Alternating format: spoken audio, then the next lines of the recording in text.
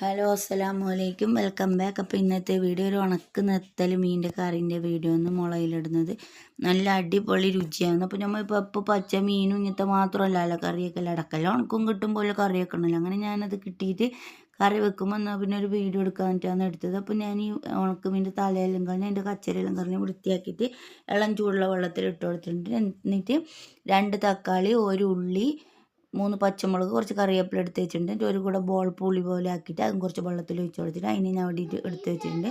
എന്നിട്ട് ഒരു മൺചട്ടി എടുത്ത് കൊടുക്കുക. എന്നിട്ട് അതിലേക്ക് ഓയിൽ ഒഴിച്ച് കൊടുക്കുക. ഈ ഓയിൽ വെളിച്ചെണ്ണയും സൺഫ്ലവറും ഒന്നിച്ച് ഒഴിച്ചുകൊണ്ടാണ് അത് പതഞ്ഞത്.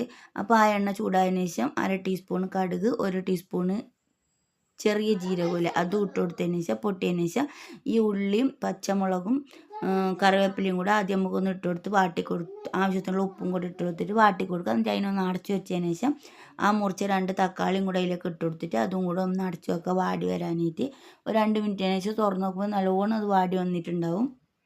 അതിന് ശേഷം നമുക്ക് ഈ പുളിവെള്ളം അതിലേക്ക് ഒഴിച്ചു കൊടുക്കാം.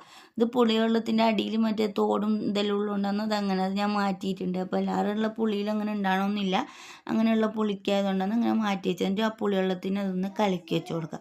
കലക്കി വെച്ചതിന് ശേഷം നമ്മൾ ഈ പൊടി ഐറ്റംസ് എല്ലാം എടുത്തിട്ടുണ്ടായില്ല. 2 ടേബിൾ സ്പൂണ് മുളക് പൊടി, 2 ടേബിൾ സ്പൂണ് മല്ലിപ്പൊടി, 1/2 ടീസ്പൂൺ മഞ്ഞൾപ്പൊടി, വേറെ ഒരു പൊടിയിൽ വേണ്ട, ഉണക്ക മീൻ കറി ആയതുകൊണ്ട് അങ്ങനെ അതെല്ലാം ഇട്ടിട്ട് അതിലേക്ക് ഇട്ട് കൊടുക്കുന്നുണ്ട്.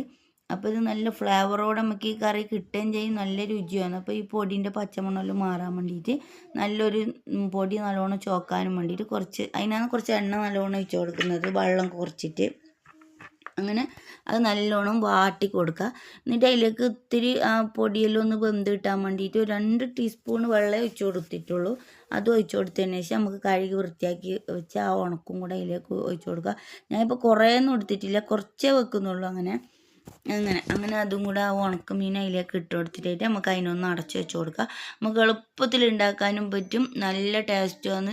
ചൂട് സ്റ്റോറിലായിട്ട് ചോറിൻ്റെ ഒക്കെ ഇത് അടിപൊളി കറിയാണ്. ഉണ്ടാക്കിയിട്ട് കഴിച്ചവർക്ക് അറിയാൻ പറ്റുമായിരിക്കും. അപ്പോൾ വീഡിയോ ഇത്രയേ ഉള്ളൂ. പിന്നെ ഞാൻ ഇതിലേക്ക് ഒരു 2 ടേബിൾ സ്പൂൺ തേങ്ങ ചിരകിയതും കൂടെ ഇട്ട് കൊടുക്കുന്നുണ്ട്. അപ്പോൾ നമ്മൾ ആ കറി ഉണ്ടല്ലേ നല്ല എണ്ണ ലൂറി വന്നിട്ട് നല്ല അടിപൊളി ടേസ്റ്റ് തന്നെയായിരുന്നു. അപ്പോൾ എന്തായാലും നിങ്ങൾക്ക് വീഡിയോ ഇഷ്ടമെങ്കിലും ഒന്ന് ഉണ്ടാക്കി നോക്ക്. പിന്നെ വീഡിയോ ലൈക്ക് ചെയ്യുക, ഷെയർ ചെയ്യുക, സപ്പോർട്ട് ചെയ്യുക, സബ്സ്ക്രൈബ് ചെയ്യുക. അടുത്ത വീഡിയോ ആയിട്ട് വരുന്നത് എല്ലാവർക്കും അസ്സലാമു അലൈക്കും വറഹ്മത്തുള്ളാഹി വബറകാതുഹു.